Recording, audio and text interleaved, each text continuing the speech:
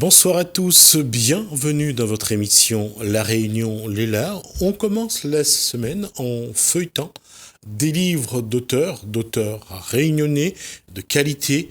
Et pour ce faire, on va voir ça dans Cosmo Réunionnais.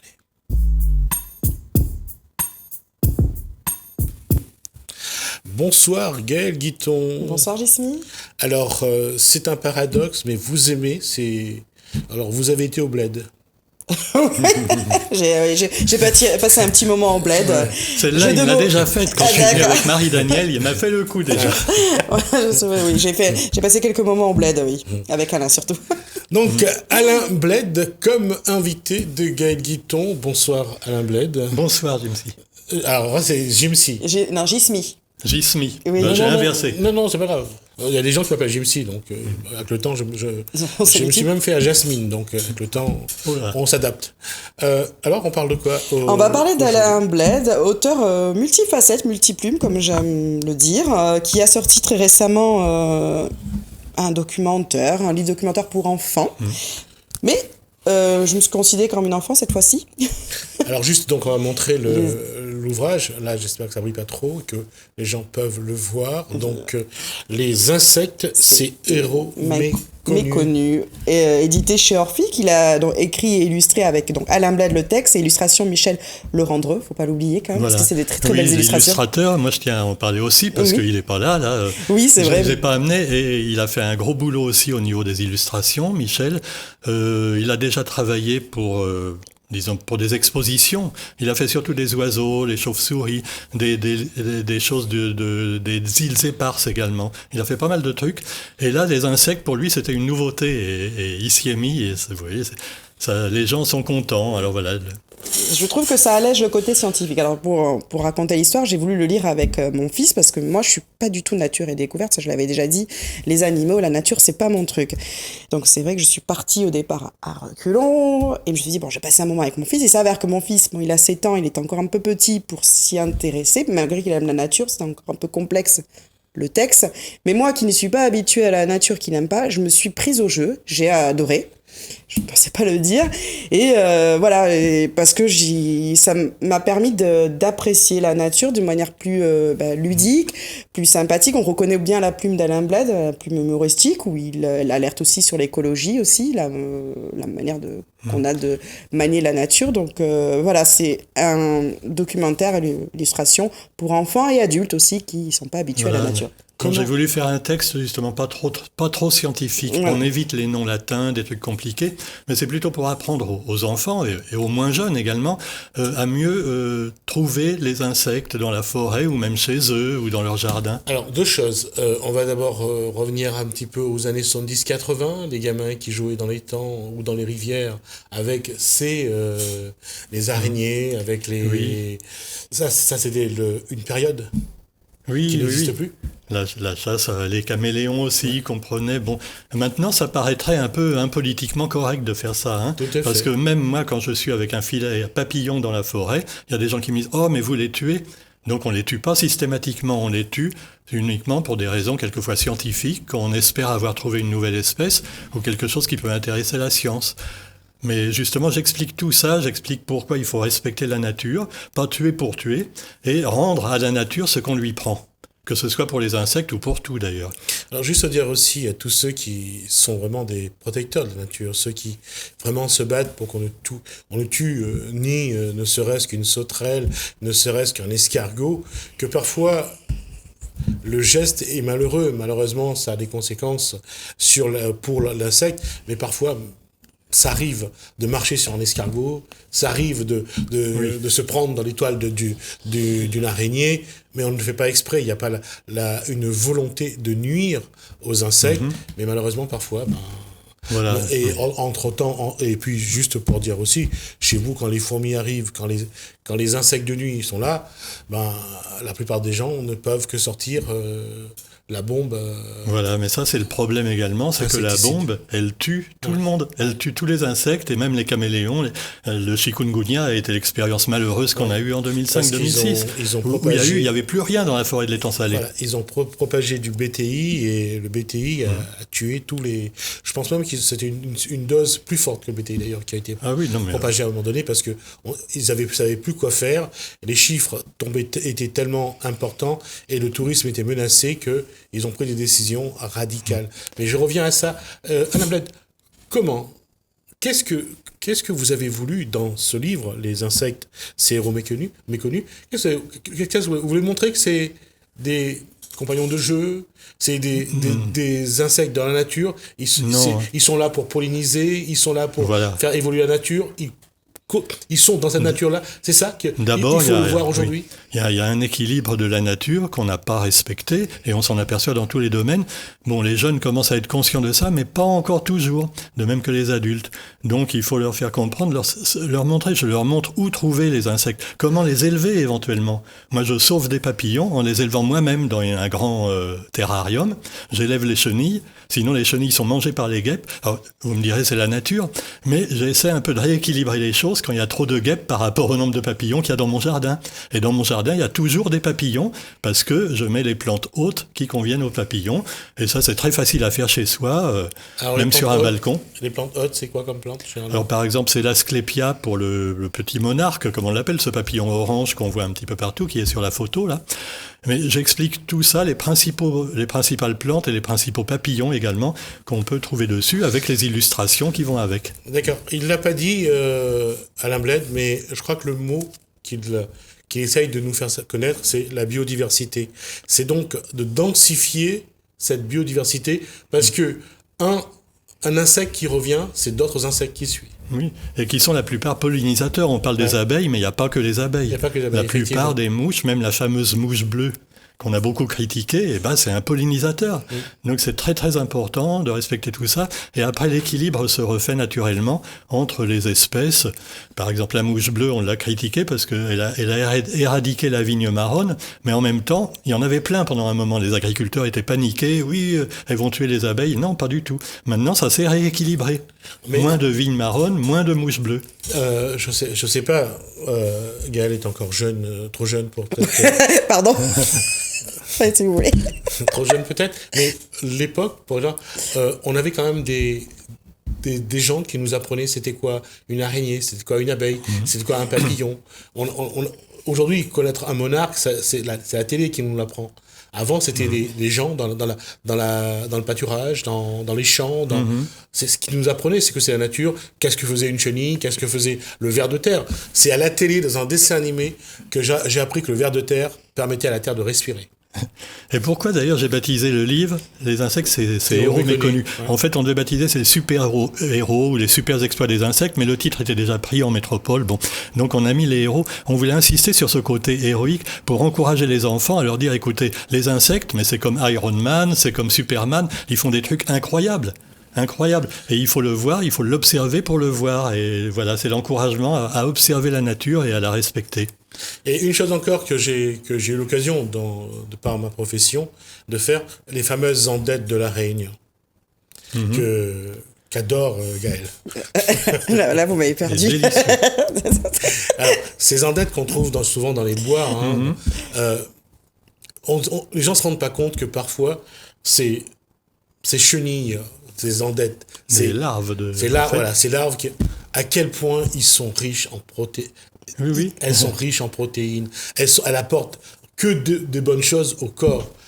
Et on pourrait les élever éventuellement, je ne sais pas comment, comme on ramasse les nids de guêpes, mais pareil, sans abuser, parce que si vous cassez des arbres uniquement pour récupérer les andettes, vous nuisez à la nature. Exactement. Effectivement. Le Vaqua, c'est Jacques d'Ambreville qui m'a appris que dans le Vaqua, le pimpin, d'accord, dedans il y a un gros charançon qui fait également des larves, un peu comme les andettes, et qui est délicieux, et qu'on appelait autrefois également zandettes, mais on n'en trouve quasiment plus. Vous voyez, comme quoi la nature, elle apporte tellement de choses, mais aujourd'hui on a perdu cette capacité de vivre avec la nature, de comprendre la nature. Parce qu'il ne suffit pas de manger les andettes, de manger ce qu'il y a dans la nature, comme les larves de guêpes. il s'agit aussi de permettre à ces insectes de se développer et d'en faire le maximum. Et c'est pour ça que les insectes, ces héros méconnus, cette fois-ci, on va pas regarder les insectes comme on regarde un cancrelat ou on regarde un babouk dans la maison qui nuit. Là, c'est des insectes qui sont à l'extérieur généralement et qui apportent souvent beaucoup à la pollinisation de la nature, entre autres. Et même les insectes de la maison, la bibe ou plutôt, c'est pas la bibe, c'est l'autre. C'est l'araignée des maisons qui est à peu près la même qu'en métropole d'ailleurs. Okay, ouais. Babouk, le babouk. La babouk, voilà. Le babouk. Babouk, c'est encore un petit peu différent. Enfin, il y a une toute petite différence, mais c'est la même famille d'araignées. Et ben, elle est utile parce qu'elle mange d'autres insectes qui sont quelquefois nuisibles. Il faut savoir que dans la nature, les insectes carnivores sont utiles plus souvent que les insectes herbivores. Un criquet, il mange de l'herbe, il peut réduire les cultures à néant. Mais une sauterelle fera beaucoup moins de mal. Au contraire, elle va manger des nuisibles. Enfin, ce qu'on appelle, nous, les nuisibles. Donc, vous voyez, c'est tout ça, il faut le cerner, l'observer. C'est pour dire à quel point nous avons perdu le contact avec la nature. À quel point nous mettons moins de temps pour comprendre, pour protéger ceux qui nous apportent quelque chose. Et je ne sais pas si notre génération finira un jour par comprendre ça, mais c'est clair que nous avons besoin qu'on nous remette le disque dur à... Enfin, c'est les anciennes générations qui ont fait le plus de dégâts par inconscience quelquefois d'ailleurs, ou par profit malheureusement. Et encore un petit peu pour l'auteur des illustrations, parce que comme il n'est pas là, je parle quand même de lui. On a choisi de faire des illustrations déjà, mais qui ont une valeur scientifique également. Il a eu sa liberté d'illustrateur, donc c'est pas des illustrations comme on voit par exemple sur les bouquins du 19e siècle, sur les insectes, mais en même temps avec une liberté d'artiste, mais une rigueur scientifique. Et c'est plus compréhensible, en particulier pour les plus jeunes, que si on avait mis des photos. Que les photos sont pas toujours si évidentes que ça, surtout quand on a affaire à des papillons un peu particuliers, ou comme par exemple, là vous pouvez montrer des exemples. Moi je trouvais que ça allégeait le côté scientifique. Comme je vous l'ai dit, moi je suis pas nature, ça me parle pas vraiment, et je trouve plus agréable de lire ce genre de documentaire avec ces illustrations que je trouve très très belles d'ailleurs, que lire quelque chose de peu plus technique. Parce que quoi qu'il arrive, le message est dit, c'est le même message, c'est juste que là c'est un peu plus... Et j'ai rajouté des petits poèmes au début. C'est vrai aussi. C'est un clin d'œil à Roger Laverne qui lui fait la même chose pour les plantes souvent. Il fait de la poésie et de la science en même temps, et les deux peuvent être liés, la preuve. Je vais juste faire une remarque, c'est vrai que depuis la fin des années 80, l'être humain a développé une forme de phobie vis-à-vis des insectes. Et on ne regarde plus les insectes de la même façon. Aujourd'hui, quand on voit une chenille, je ne pense pas que ça donne envie à quelqu'un de toucher ou de le caresser. Non. C'est vrai qu'il y en a qui sont mortels, mais pas chez nous. Uniquement en Guyane, oh là là, il y a des espèces, il ne faut surtout pas y toucher. Mais bon, les chenilles, en fait, sont utiles également pour la plupart. Est-ce que les insectes, ces héros méconnus, votre ouvrage, est-ce que ça peut changer le rapport de l'humain avec les insectes? Quand on regarde un insecte... On espère, oui, on espère que ça donnera une vision un peu plus réelle des choses. C'est pour ça que j'insiste sur le fait que c'est scientifique. C'est des super-héros, ils font des choses qui peuvent paraître finalement irréelles, mais qui sont bien réelles. Ce sont de véritables super-héros qui existent dans la réalité. Alors je vais clore et nos amis, pour la plupart. Tout à fait. Je vais clore ce thème sur le livre parce qu'il reste 7 minutes. J'aimerais bien qu'on aborde les deux autres rapidement. D'accord. Alors Alain a sorti aussi des chroniques de voyage parce qu'avant d'être passionné, je pense qu'il a toujours été passionné, c'est ce qu'on comprend. Depuis l'âge de 7 ans. Voilà, il a toujours été passionné par les insectes. J'en parle aussi dans le livre des voyages. Voilà, et on découvre un peu Alain, l'homme, parce que moi je connaissais Alain l'auteur, je connaissais Alain mon collègue de boulot, mais j'ai découvert Alain l'homme. Moi je connaissais la signature dans le quotidien. D'accord. Donc, il nous parle un peu de ce qu'il a fait quand il était travaillé dans une agence de voyage, parce que c'était un passionné de voyage aussi. J'ai travaillé 30 ans dans une grande agence de voyage de La Réunion, d'abord à Saint-Pierre, ensuite au Tampon, et enfin à Saint-Leu. Puis j'ai pris ma pré-retraite quand il y a eu le congé solidarité en 2004. Ma patronne m'a dit « Mais tu vas t'ennuyer à la retraite ». Et c'est là que j'ai pu commencer à écrire, à aller dans les forêts chercher les insectes et à écrire mes deux passions principales. J'ai pu les assouvir seulement à la retraite. Encore que j'ai beaucoup aimé les voyages, et c'est de ça que parle le livre d'ailleurs. Non.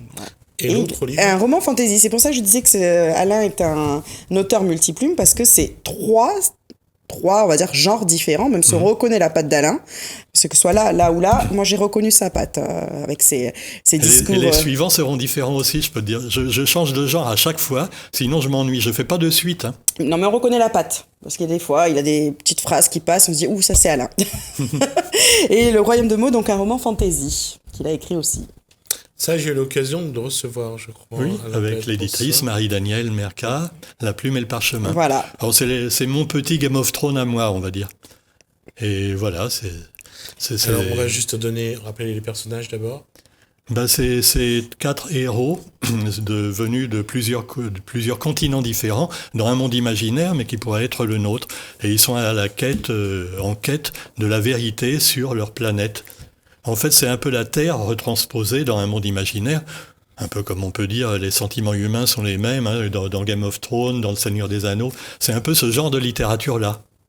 D'accord. On est sur une vérité qui a été imposée. Moi, je l'ai vu comme ça aussi. J'ai pris comme exemple, imaginez qu'un homme débarque dans une église. Donc voilà, la planète, elle est régie par l'église. Et qu'elle dise tout ce qu'il y a dans la Bible est faux. Et donc voilà, c'est la recherche d'une réponse. Est-ce que ce qu'on nous dit depuis des années est vrai ? D'accord. Et ça va être encore... À chaque fois qu'on pose une question, il y a une autre question qui arrive derrière. C'est même pas d'attendre la réponse, vous allez tout de suite avoir une autre question. Il faudrait faire une émission plus longue pour Gaëlle. Elle le mérite. Hein. Ah non, elle le mérite, bien sûr, il n'y a pas de problème. Mais là, on va quand même se tenir à ce temps-là parce que c'est ce que j'avais prévu. Mais je reviens là-dessus. Ce voyage,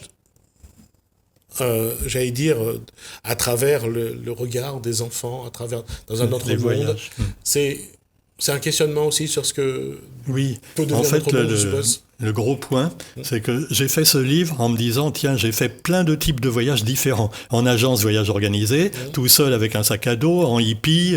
Après, quand j'ai été à la retraite, j'ai fait d'autres voyages aussi tout seul ou accompagné. Et j'ai dit, quelle est la différence entre les différents voyages dans le temps et dans l'espace d'ailleurs ? Parce que je cite des anecdotes qui se passent à La Réunion dans les années 70, quand on vendait par exemple l'apartheid, l'Afrique du Sud, était vendu dans les agences de voyage. Et il y avait des trucs comme ça que les jeunes ont peut-être oubliés et qui vont également donner des souvenirs aux anciens. Et en même temps, jusqu'à notre époque. Donc la différence entre les agences de voyage à l'époque et maintenant, les voyages tels qu'on les concevait à l'époque et maintenant.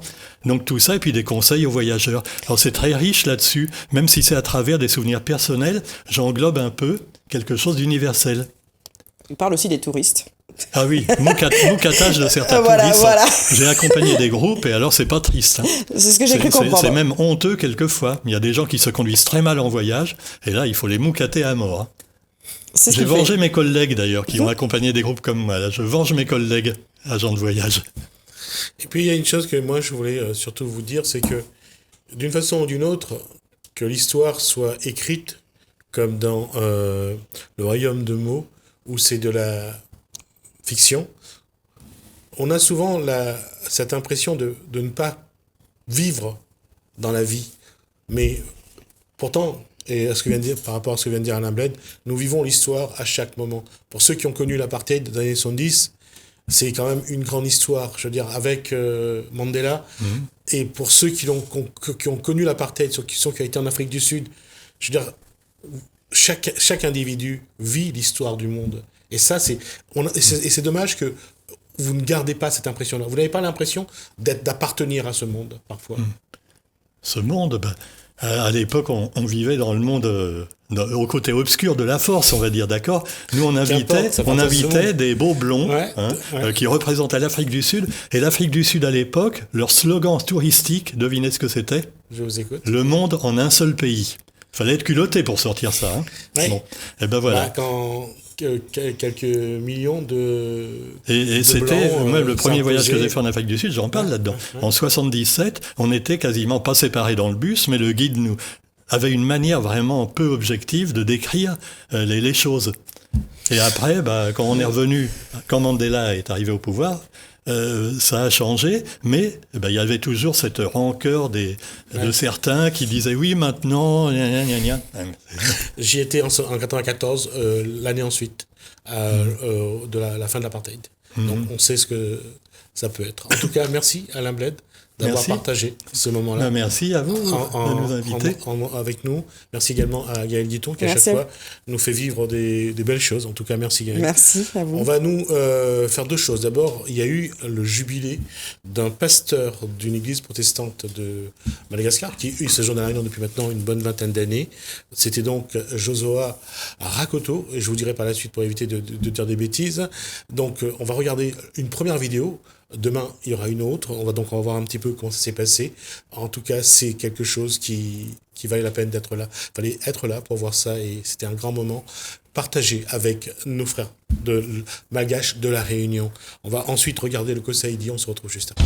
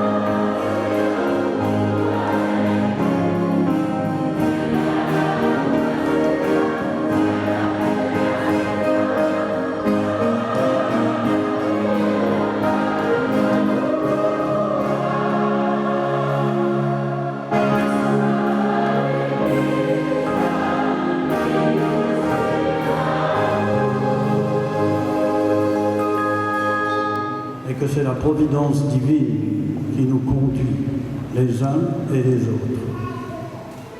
Les beaux chants en malgache au début me ramenaient dans les années 62-63. J'étais au collège Saint-Michel chez les Jésuites à Tananarive. C'était évidemment après l'indépendance et à ce moment-là, j'avais beaucoup d'amis malgaches. Et puis il y avait une certaine scission entre les Vazabés, les Vazas, les Malagasy. Et moi, on m'appelait le Vaza Malagasy. Et c'était pour moi, je dirais, véritablement un signe d'amitié profonde. Je passe très rapidement sur les moments et les événements qui m'ont rapproché encore beaucoup plus après, évidemment, avec mes frères évêques malgaches, avec les amis malgaches de divers mouvements d'action catholique, et puis aussi la presse catholique. Et je me souviens d'une visite du cardinal Armand, archevêque de Tananarive, en 2001. Ça devait être vers le mois d'août. Et Armand était toujours avec sa pipe, il enfumait tout le monde, mais il avait le cœur aussi sur la main quand on commençait à échanger, à dialoguer dans la voiture. Et puis un moment, il me dit, j'ai un bon ami qui s'appelle le pasteur Josua, qui est à Tananarive, il va venir à La Réunion, je te le recommande. Alors pour moi, c'était déjà un passeport extraordinaire qui allait m'arriver, je lui ai dit, mais bien volontiers. Et en octobre, quand Josua et Evelyne arrivent à La Réunion, j'avais noté évidemment le nom que je suis incapable de dire, bon, et ils demandent un rendez-vous et je les ai reçus à l'évêché. Et à partir de ce moment-là, il n'y a eu plus besoin du tout du passeport de Armand. C'était le cœur à cœur entre Joshua, Evelyne et moi-même. La porte était ouverte dans le diocèse pour que les différents groupes du FJKM puissent trouver un lieu de culte, des lieux de culte. Et évidemment, nous avons ouvert les églises pour que le culte puisse avoir lieu. Et dans ce grand moment qui nous réunit, je suis très heureux de faire une référence au voyage du pape François à Madagascar le 6, 7 et 8 novembre 2018. Et à l'occasion de ce voyage du pape François, il y a une médaille qui a été frappée en souvenir de ses rencontres au Mozambique, à Madagascar et à l'île Maurice. Et sur cette médaille, d'un côté, il y a l'écusson du pape François, et de l'autre côté, il y a le signe du Mozambique, le signe de Madagascar et le signe de nos îles. Le signe du Mozambique, c'est le baobab. Le signe de Madagascar, c'est le raval, l'arbre du voyageur, et le signe de nos îles, c'est le pailloqueur. Joshua, félicitations. Félicitations, ça peut dire bravo, bravo, bravo, on va battre dans nos mains. Félicitations, ça veut dire que dans la fidélité de Dieu intégrée et dans ta fidélité à lui répondre, que ton cœur soit habité par la paix et l'amour profond de Dieu. Je vois que parfois tu veux aller tellement vite que tu te mets sur des roulettes. Faut courir. Bon, un peu d'humour, ça fait pas de mal, mais ça fatigue aussi. Et par conséquent, dans cette fatigue qui peut te peser, là, que la patience soit au fond de ton cœur et que Evelyne soit, toi-même, Evelyne, remplie de cette patience et cet amour débordant, et que parfois tu puisses dire à Joshua, Joshua, reste tranquille. Nous avons besoin d'être ensemble. Tu t'es donné aux autres et les autres te remercient. Alors que Dieu vous comble tous les deux de son amour. Et Joshua, alors, le signe de l'amitié, je te donne la médaille frappée par le pape François.